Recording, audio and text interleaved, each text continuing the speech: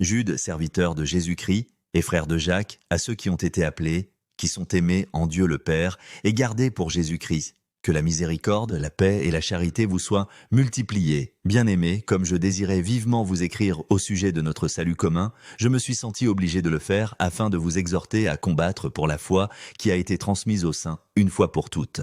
Car il s'est glissé parmi vous certains hommes dont la condamnation est écrite depuis longtemps, des impies, qui changent la grâce de notre Dieu en dissolution et qui renient notre seul Maître et Seigneur Jésus-Christ. Je veux vous rappeler, à vous qui savez fort bien toutes ces choses, que le Seigneur, après avoir sauvé le peuple et l'avoir tiré du pays d'Égypte, fit ensuite périr les incrédules, qu'il a réservés pour le jugement du grand jour, enchaînés éternellement par les ténèbres, les anges qui n'ont pas gardé leur dignité, mais qui ont abandonné leur propre demeure. Que Sodome et Gomorrhe et les villes voisines, qui se livrèrent comme eux à l'impudicité et à des vices contre nature, sont donnés en exemple, subissant la peine d'un feu éternel.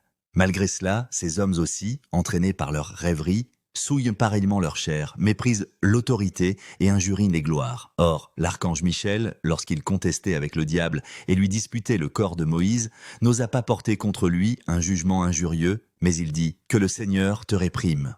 Eux, au contraire, ils parlent d'une manière injurieuse de ce qu'ils ignorent, et ils se corrompent dans ce qu'ils savent naturellement comme les brutes. Malheur à eux. Car ils ont suivi la voie de Caïn, ils se sont jetés pour un salaire dans l'égarement de Balaam, ils se sont perdus par la révolte de Corée.